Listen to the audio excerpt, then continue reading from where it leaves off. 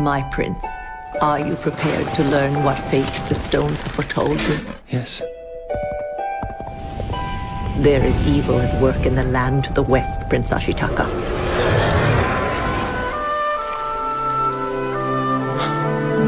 My name is Ashitaka. I've traveled far from lands to the east. Go away. I don't want to fight you. I'm a friend. Princess Mononoke? Princess of the spirits of ghouls, beasts, and ancient gods. The wolf stole her soul and now she lives to kill me. You're beautiful. Why can't the humans in the forest live together? Why can't we stop this fighting now? I'm going to show you how to kill a god. You cannot alter your fate, my prince. Ashitaka, son! However, you can rise to meet it if you choose.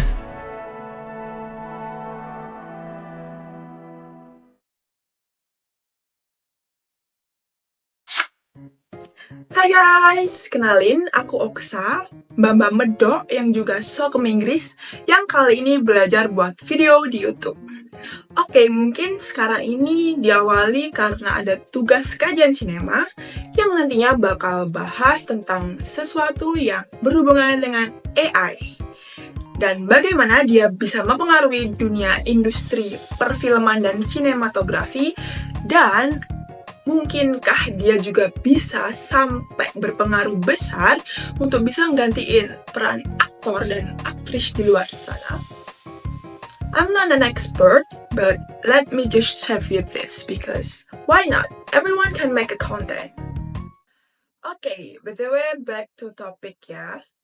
Guess what guys? Video-video di awal tadi yang udah di-play sebelum perkenalan literally dibuat hanya dengan mengetik perintah atau sebuah array yang juga disebut prompt dalam penggunaan AI, kemudian di-generate atau diproses oleh beberapa AI tools kayak Midjourney, Kling, dan Journey.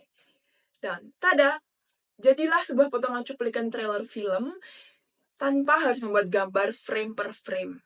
Tiap gerakan, render gambar 3D, atau proses meribetkan lainnya. Pokoknya simple banget deh, tinggal ngetik perintah dan langsung jadi.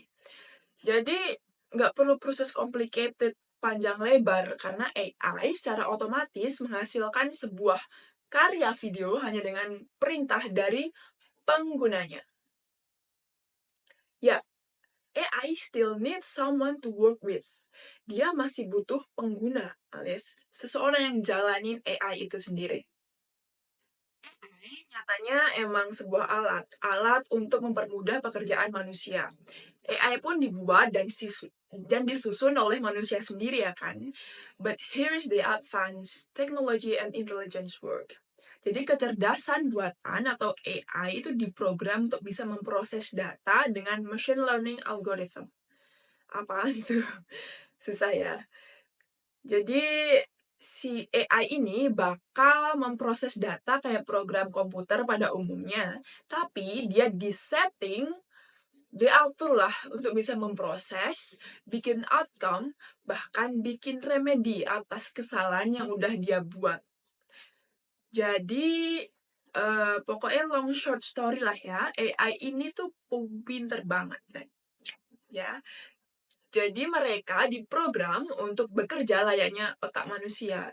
Ya apa itu, kayak secerdas apa ini bakalnya? Ya nggak tahu, nggak ada limitnya, because orang yang bikin pun otaknya juga no limit kan, siapa yang tahu limit otak manusia? Ya si AI ini juga emang diprogram untuk bisa belajar sendiri. Jadi kalau kalian mikir ya emang agak ribet sih how AI works ini, tapi kalau kalian masih pengen tahu, kalian bisa search di Google ya tentang keterangan lebih lanjut tentang AI and how it works like that. Oke, lanjut. Karena di sini aku mau jelasin tentang si AI ini yang ultra super duper pinter dan multifungsi, dan gimana si AI dipergunakan di bidang kreatif industri, terutama di bidang perfilman dan sinematografi. Jadi guys, teknologi di bidang kreatif video dan film berbasis Artificial Intelligence atau AI di 2024 ini tuh udah banyak banget macamnya ya. Karena dia emang udah mulai jalan sebenarnya di tahun 2017 pun udah ada gitu sebenarnya. Dan dia banyak macamnya, mulai dari editing, CGI, VFX, sampai buat AI nulis naskah pun juga udah ada. Semuanya pasti base atau ada kandungan AI-nya lah di dalamnya. Contoh yang pertama ada AI untuk efek visual, VFX atau CGI. Jadi kalau kalian misal tahu tuh film-film animasi atau science fiction yang ada monster raksasa, kota-kota hancur, New York hancur, Jepang hancur, semua bisa dibikin secara otomatis pakai AI kayak DALL-E dan Runway yang Gen 2. Karena Netflix sama Marvel pun juga udah pakai AI ini. Dan yang kedua ada AI buat editing. Jadi kalian pikir pasti editing itu ribet ya, jadi kayak butuh proses yang berhari-hari. Emang bener sih, tapi sekarang tools buat editing video itu udah pakai AI juga, kayak Adobe Sensei sama DaVinci Neural Engine, yang mereka otomatis bisa motong, susun klip tanpa kita harus milih satu-satu kayak gitu. Jadi lebih cepet lah intinya proses editing itu sendiri pakai AI. Bahkan Warner Bros juga udah pakai AI ini. Dan yang ketiga, ada AI untuk buat skrip dan cerita. Jadi, kalau dulu kita nulis skrip, kita harus berandai-andai, kita harus mikirin berhari-hari buat ya bikin sampai 5 paragraf aja susah banget. Tapi sekarang ada AI buat kasih kalian inspirasi. Ada ChatGPT atau Sudowrite. Jadi, tinggal kasih prompt dan naskahnya bakal jadi dibikinin sama para AI ini. Beberapa studio indie juga udah pakai kayak bantuan ChatGPT kayak gitu buat bikin naskah film mereka. Dan yang keempat, ada AI untuk pengganti aktor atau digital doubles. AI kayak ini tuh ada deepfake sama metahuman yang bisa bikin aktor digital. Intinya kayak badan figuran yang dipasangin muka aktor aslinya. Dan itu hasil dari editan AI. Salah satu studio ada Lucasfilm yang udah pakai AI ini buat munculin Luke Skywalker muda di film Star Wars. Dan yang terakhir ada AI buat musik film. Jadi kalau studio-studio ini mau bikin musik film otomatis, ada AI Aiva dan Amper Music yang bisa bikin musik sesuai mood filmnya. Dan HBO juga udah pakai AI ini di film mereka. Jadi gimana? AI udah bikin produksi film lebih cepat dan lebih gampang. Tapi menurutku mereka masih tetap butuh kreativitas manusia. Kalau menurut pendapatku ya, sejauh ini tugas AI itu emang melayani dan membantu para kreator sih. Karena ada kesenjangan yang gede antara ide kreatif dan eksekusinya. Jadi ada banyak step-step yang harus dikerjain dan super rumit ketika kita mau membuat sebuah klip film ya kan. Dan AI ini emang seharusnya membantu dan menghemat waktu para kreator supaya mereka tuh bisa fokus pada ide kreatif yang harus diciptakan. Dan untuk eksekusi itu sendiri, AI bisa bantu banget, malah mereka emang kayak diperuntukkan untuk hal tersebut. Jadi menurutku AI adalah alat yang sangat berguna untuk orang-orang yang kerja di bidang film dan sinematografi. Dan sekarang dunia perfilman yang dibarengin sama AI emang lagi jadi hot topic banget di dunia ya kan. Soalnya lagi banyak banget produsen film yang guide AI developer buat produksi film-film mereka. Mulai dari film Marvel yang penuh CGI sampai penggunaan digital doubles yang super realistis. Tapi muncullah satu pertanyaan besar yang jadi fokus bahasan di video kita malam ini, yaitu apakah peran aktor dan aktris yang ada saat ini nantinya mungkin bisa digantikan sama AI? Until we don't even need human actor anymore lah di masa depan. Is that true? Oke, pertama-tama mungkin kita lihat dulu dari kondisi sekarang ya. Peran teknologi di industri kreatif udah nggak bisa diremehin lagi, apalagi di dunia perfilman ya kan. CGI atau Computer Generated Imagery udah ada sejak lama, kayak film-film animasi, Marvel kayak gitu pasti pakai CGI. Dan film kayak Avatar, The Lion King, versi live actionnya The Mandalorian, semuanya juga pakai CGI. Tapi sekarang ada satu lagi nih yang lebih canggih, yaitu AI yang kepake juga di teknologi digital doubles atau juga bisa disebut deepfake. Nah, kalau si deepfake ini teknologi yang bisa bikin wajah seseorang muncul di video, padahal orang itu tuh nggak pernah ikut syuting sama sekali. Ini juga bisa bangkitin tokoh-tokoh sejarah yang udah meninggal buat muncul lagi dalam sebuah film. Nah loh, gimana tuh? Jadi deepfake ini pakai teknologi AI buat belajar. Dia belajar dari banyak video dan foto wajah seseorang. Jadi AI deepfake ini bisa nempelin wajah aktor atau aktris ke tubuh orang lain. Nah, wajah itulah yang nantinya bakal bergerak sinkron sama ekspresi dan gerakan tubuh aktor penggantinya. Ngeri banget gak sih? Jadi aktor yang menua pun bisa tetap memerankan versi muda dari karakter mereka karena udah ada jejak digital gitu. Banyak banget kan video-video cuplikan mereka waktu masih muda. Dan si deepfake ini memungkinkan untuk bisa de-aging atau peremajaan karakter secara digital. Cuman butuh diedit aja meskipun ya emang butuh effort yang gede banget sih. Dan hal ini juga terlihat pada film seperti The Irishman karya Martin Scorsese. Meski saat itu dia lagi pakai CGI tradisional, tapi deepfake saat ini kemungkinan bisa melakukannya dengan lebih efisien dari penggunaan pada saat di film di tahun itu. Ya, kalau kalian pengen tahu contoh deepfake yang paling viral ya, yang pasti deepfake Tom Cruise tuh di TikTok. Yang banyak banget nipu orang, sampai banyak juga yang protes tentang hal itu. Padahal sebenarnya ya emang itu cuman sengaja dibikin dan itu bukan benar-benar Tom Cruise tapi buatan AI. Gila ya.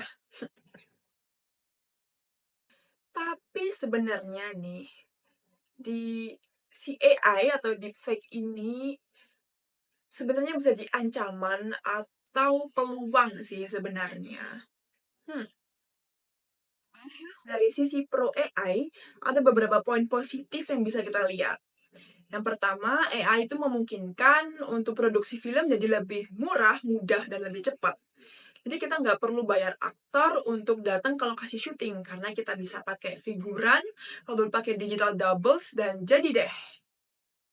Jadi nggak perlu repot-repot buat bikin sebuah film dengan aktor yang ternama. Ya meskipun teknologi buat mewujudkan itu juga nggak murah dan nggak simpel juga. Yang kedua, AI dan CGI bisa bikin karakter yang impossible muncul di film. Contohnya kayak mendiang aktor Paul Walker yang dibangkitkan kembali di film Fast and Furious 7 setelah ia meninggal. Tanpa AI, hal ini nggak mungkin bisa terjadi ya kan? Bahkan beberapa studio juga udah mulai bikin aktor digital yang eksklusif. Jadi karakter ini tuh nggak pernah tua, nggak pernah sakit, dan nggak pernah minta naik gaji pula. Jadi mereka ya emang karakter digital aja, jadi nggak ada tuntutan apapun. Tapi tunggu dulu, kita nggak bisa cuma lihat dari sisi positifnya aja. Ada beberapa ancaman yang perlu diperhitungkan juga. Misalnya kayak gimana kalau aktor-aktor manusia ini bakal kehilangan pekerjaannya gara-gara digital doubles dan deepfake tadi. Selain itu, banyak juga yang bilang bahwa emosi manusia nggak bisa dipalsukan. Jadi kayak meskipun AI deepfakes ini bisa niruin ekspresi dari berbagai aktor, tapi yang namanya manusia sama buatan itu bakal beda lah ya pastinya. Apalagi kalau dilihat sama orang-orang yang emang punya hobi gitu di bidang perfilman. Meski AI bisa bikin wajah marah, sedih, atau bahagia, tapi keaslian ekspresi manusia itu emang nggak bisa diimitasi 100%. Penonton pasti bisa ngerasain bedanya. Isu lain yang nggak kalah penting adalah soal etika. Ya, kalau wajah aktor dipakai tanpa izin, apalagi aktor-aktor terkenal yang wajahnya mahal, apa ini nggak melanggar hak cipta ya kan? Apalagi mereka bakalan disebarluaskan gitu videonya secara gratis, bisa diakses siapapun. Jadi kasus deepfake udah banyak memunculkan masalah hukum juga sih di dunia. Jadi kedepannya pasti banyak regulasi khusus tentang deepfake ini, terutama di industri perfilman. Jadilah akhirnya kita sampai di pertanyaan utama kita hari ini. Jadi, apakah AI akan menghapus peran aktor dan aktris di masa depan? Kalau menurutku ya belum tentu. Karena teknologi pasti berkembang. Tapi manusia juga tetap punya keunggulan yang nggak bisa digantikan oleh AI dan kecerdasan buatan apapun, yaitu emosi dan empati. Meskipun AI memiliki potensi untuk membantu dalam berbagai aspek pembuatan film seperti efek visual, animasi, tapi peran aktor itu nggak akan sepenuhnya digantikan oleh AI karena acting membutuhkan perpaduan unik antara kreativitas, kedalaman emosional, dan juga hubungan manusia yang sulit ditiru secara artificial. AI bisa dipakai untuk meningkatkan aspek-aspek tertentu dalam pembuatan sebuah film.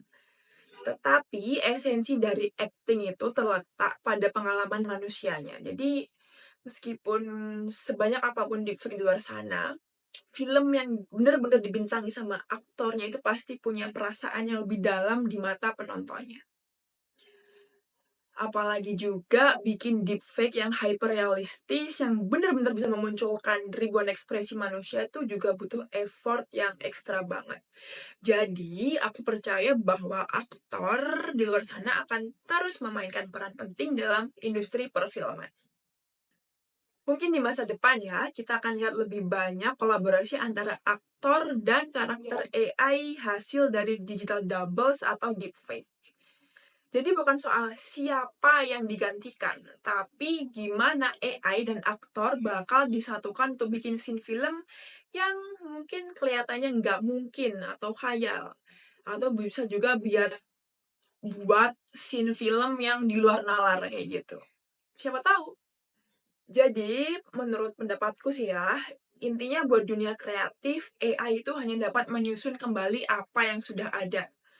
Jadi mereka pasti memproses sesuatu yang udah ada kan, dan pasti diciptakan oleh manusia. Bahkan jika itu sebuah ekspresi. Jadi tetap aja mereka tuh butuh memproses sesuatu yang udah ada. Jadi tanggung jawab seorang kreator menurutku adalah untuk mengungkapkan hal-hal yang belum pernah diciptakan. Jadi mereka perlu memperluas imaji kreatif dan dari pikiran manusia yang tanpa batas itu. Jadi biar kreasi di luar sana tuh lebih banyak, meskipun tetap ada juga kreasi dari AI itu sendiri. Karena AI pasti bakal nantinya menggantikan penulis-penulis yang ngerjain film Disney remake. Tapi kalau kataku, seniman sejati nggak bakal bisa digantikan oleh AI atas kreativitasnya sendiri. Nah, gimana nih menurut kalian semuanya? Apakah AI bakal take over the whole movie industry dan sampai bisa gantiin peran aktor dan aktris di luar sana? Coba tulis pendapat kalian di bawah ya, di kolom komentar. Siapa tahu kita bisa diskusi bareng di next video. Dan untuk video hari ini, udah aku cukupkan. Semoga bisa bermanfaat buat teman-teman semuanya. Sampai jumpa, aku pamit. Sampai bertemu di video selanjutnya. Bye.